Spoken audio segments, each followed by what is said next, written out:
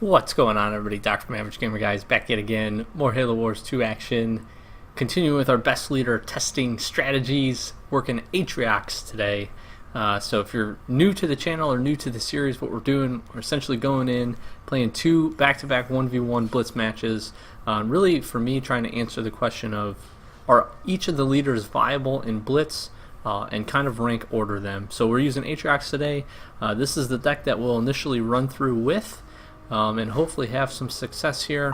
As you guys know, if you've watched any of the other videos, you know that I'm pretty much all about just having a pretty balanced leader and a pretty balanced deck with good, essentially good hard counters to just about everything. So I think this deck sets up pretty well like that. We're a little bit higher on the energy curve at the top end than I like to be, but Atriox is chosen as just such a good hero unit. That I think that can kind of turn the tide of a battle or really seal a battle for us and a game. So I think that's a decent play to keep him in there.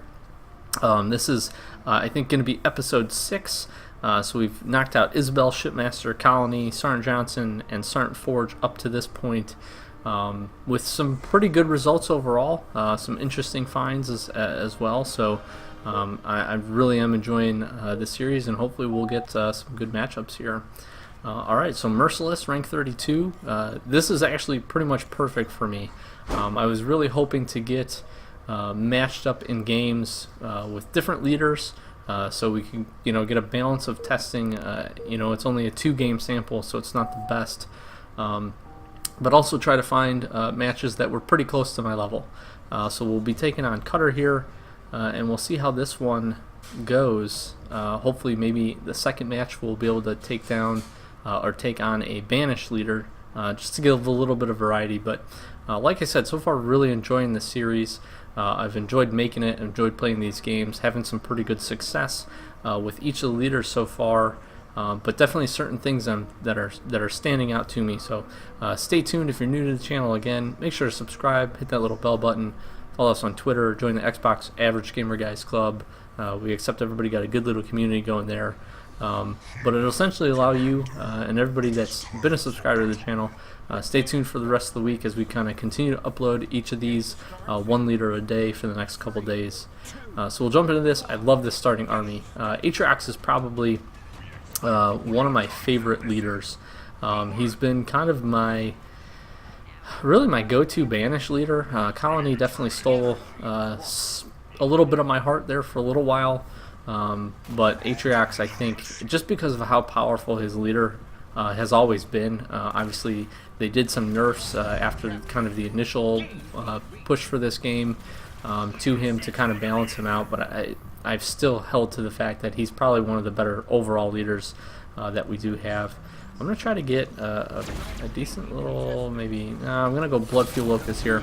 So Blood Fuel Locust, I've been using this guy pretty strategically. I don't mind calling him in Fatigue for the sole fact that the energy that he gains, or the health that he gains back from fighting these enemies, essentially just heals him back to full health anyways. So I really don't have too much of a problem with that. And this Blood Fuel Locust pretty much single-handedly is going to take this point for us, and we'll dodge that that blast there. Saw that coming, and so far so good. We did lose the initial army. That is the one problem with the Ironclad Hunters, is they're obviously pretty weak to a pretty big infantry setup focus, especially a starting army, and that's definitely what he used there with Cutter. Did a good job of calling in those blisterbacks as well. Or not the blisterbacks, calling in the Hellbringers to kind of assist him. So at this point I'm just going to try to cycle through, find kind of a hard counter for the air, which is essentially what we're going up to next. But it's going to be kind of a hard fight here. We've got ourselves set up pretty decently. I do need to get this Prowling Reaver down. As soon as I can do that, that'll kind of shore us up. I did kind of sneak in and grab an additional energy core there, which definitely not mad about. We'll call this Reaver in, which I think was actually a pretty good placement. It's still able to range while also having the capability to stay out of sight as well. So overall, I think that was a pretty solid play. We'll use the blister back. This is something else I've been seeing a lot of people do and I actually like the strategy. It is a pretty good air unit. Deals a pretty good amount of damage. It definitely holds its own, and I think that was a smart play to pick it up, especially when he's got multiple air units up. Obviously, I've become a little bit weaker to the Wolverine, but that's something I'm okay having happen. I'll call in my own engineer, my healing unit here. He did a good job of kind of keeping his guys healed up, but is essentially just extending the fight instead of finishing it. I'm going to try to be smart with this. I'm going to use this blood fuel locust here to kind of get ourselves a little bit of advantage.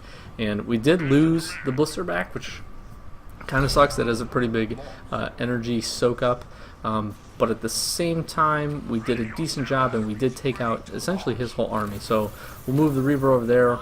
We'll continue pushing. I don't like to use these blood fuel locusts as the energy gatherers. They're great against the canisters. They take them down really well. But that's obviously not what we...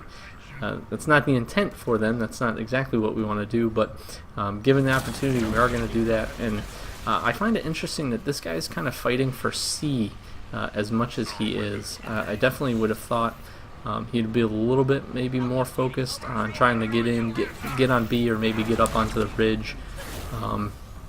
But you know, to each their own. And C, you know, was maybe a slightly less defensible position at that point. Although I essentially had all of my units on C, so he might have been better off pushing to B. He would have probably taken it pretty easily. But we'll get a Wraith in here. We'll get some Ironclad Hunters in here, and interestingly enough, I've seen this happening a lot. There's no way that Scorpion targeted the Ironclad Hunters, because the Wraith was in front of it, and the Wraith also has guard, which I find really interesting.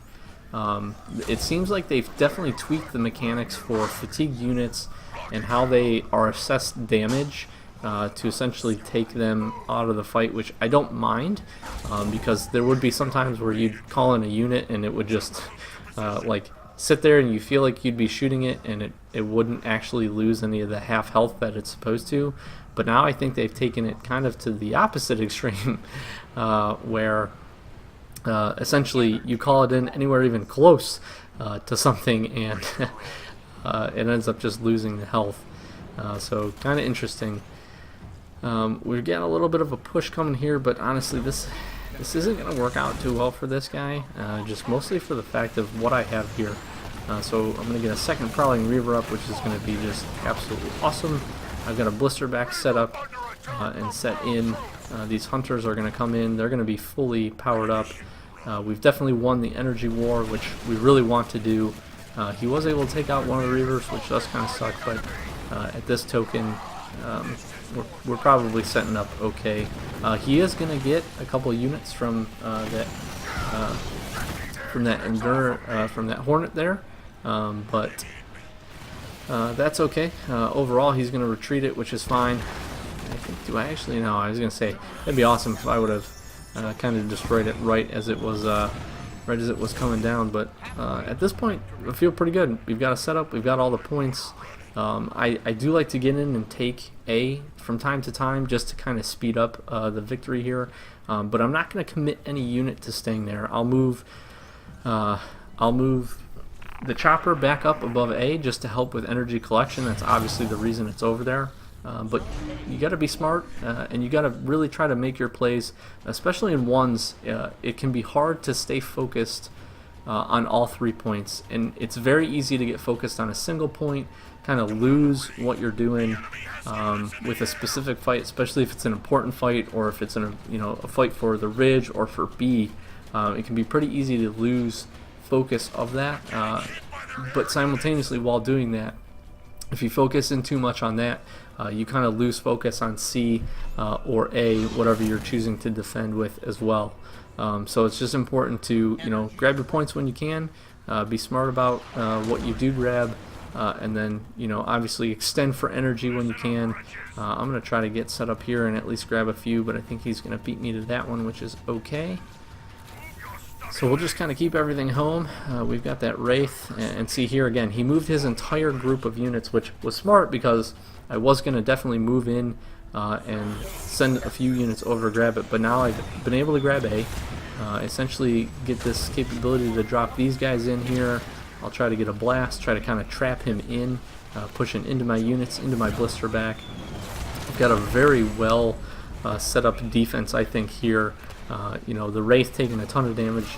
We've got the Hunters in there helping out, and we kind of swooped in, grabbed A under his nose again, and there we go. We get a pretty solid victory out of this one. So deck's working pretty good.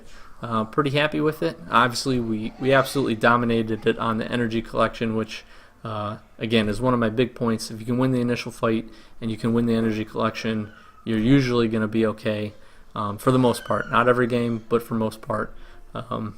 So that's set up pretty good. We'll take a look here at the deck right now. I don't think any significant major changes. Do like having the Chopper in there, Engineer, Banshee, all pretty good. The only thing, again, I'm not 100% in favor of is Atriox has chosen just being so high on the energy curve.